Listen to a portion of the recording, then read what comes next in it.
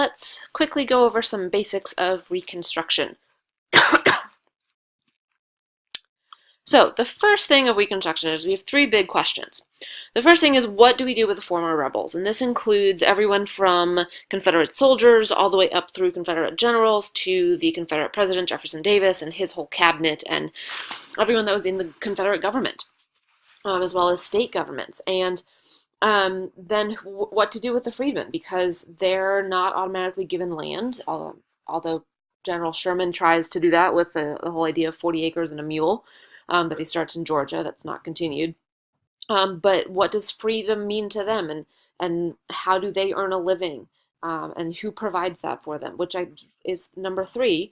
Who gets to decide number one and two? Is it going to be Congress who's making all the decisions, or is it the president? Or do they compromise on things, or do they just fight over everything and nothing happens? So those are kind of the questions to focus on throughout the whole thing. So we're going to see two phases of Reconstruction. And the first one is presidential, from 1865 after Lincoln dies to 1866, although it does actually include Lincoln as well when we talk about the 10% plan with Lincoln, where he basically said 10% of Confederates in the state had to swear allegiance to the Union, and they had to, so Lincoln's plan, they had to do the 10%, had to swear allegiance to the Union of former Confederates, and then you had to write a new state constitution that forbids slavery. So once Lincoln's assassinated, Andrew Johnson takes over, and Johnson, he does hate the rich plantation owner, but he's also a bigger racist, and so he allows and kind of encourages black codes to be enforced, enacted in the South to help keep the now freed slaves from being able to do anything, but we are going to be able to see Congress enact the 13th Amendment during this time period because the Southerners are not back yet in the Union. And Johnson really does nothing for the freedmen during this time period, so it's kind of a time period where nothing's going on. The second phase is when the radical Republicans are elected en force in Congress during the midterm elections, and so they kind of take over, and Johnson is going to really fight with Congress and veto everything that they do, and they override all of his vetoes. And this is when we see the Reconstruction Acts created, which are going to basically be the first Civil Rights Act. And they also send troops down to the South to help reinforce these Civil Rights Acts, and they create the Freedmen's Bureau, which is going to be an organization run by O. Howard, who's a general who eventually is what Howard University in D.C. is named after.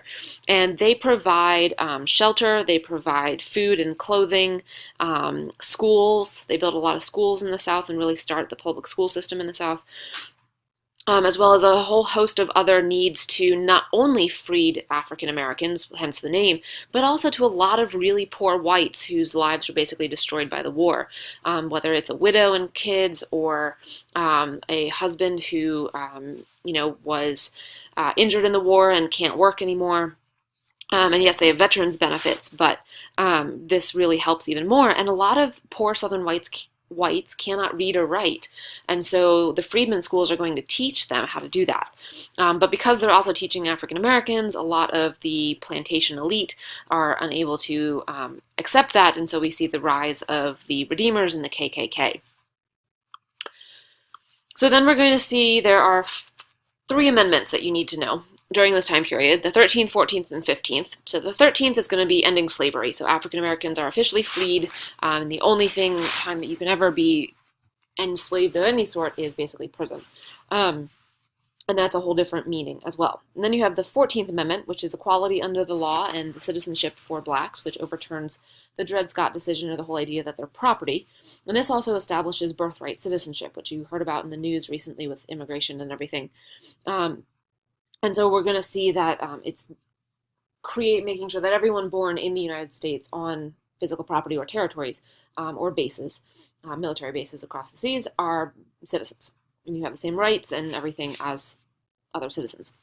And then the 15th Amendment, where voting rights are established for African American males. And of course, this is going to make a lot of white women upset that they don't get voting rights as well, which really shows the racism of the women's suffrage movement, which is really sad. We are going to see, though, a number of loopholes that take place after 1877, after the Redeemers, the white Southerners who are Democrats, who are either members or in favor of the KKK, basically take control of the government, state governments in the South, and the Northerners kind of are tired of Reconstruction and kind of turn a blind eye. So loopholes for the 13th Amendment are going to be sharecropping and debt peonage, where African Americans are really tied to the land. Black codes, which then become Jim Crow laws later on, and convict leasing, which is where basically if you're charged with a crime, then the county or local government can lease you to people, and you essentially have to be under an employment contract in order to be allowed to live in an area.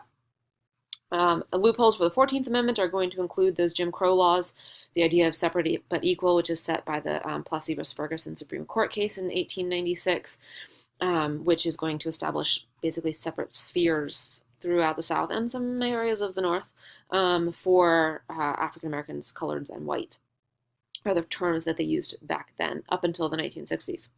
And then the 15th Amendment, voting rights are denied by the use of poll taxes, where you have to pay a tax in order to vote, by literacy tests, where you have to prove that you can read and write. And in some cases, it was ridiculous. I'll show you a clip later on when we talk about the civil rights movement, but you had to basically memorize the preamble to the Constitution, and you had to memorize parts of the Declaration of Independence, be able to answer all these questions, and then some of them were even like, name every single county judge in the state of Mississippi. I don't even know if I could do that for our current county judges in Arlington or Fairfax. So that's really ridiculous. And then grandfather clauses are when, if your grandfather could not vote, then you could not vote. And thus, every single freed African American in the South who was a slave, their grandfathers weren't allowed to vote. And even if there were freedmen, their grandfathers weren't allowed to vote. So therefore, they can't vote. So that's another loophole that is used. So Reconstruction is going to end with the Compromise of 1877, where the Republicans, especially the radical Republicans, have kind of died down because the leaders, Sumner and I'm blanking on his name, are basically going to get their presidential candidate into office, Rutherford B. Hayes, who we sometimes jokingly call Rutherford. And the Democrats get to end and remove the troops from the South, which ends Reconstruction and the enforcement of it. The Democrats promise to protect black rights, and of course they don't. Surprise, surprise. And that leads us until the 1960s with the civil rights movement.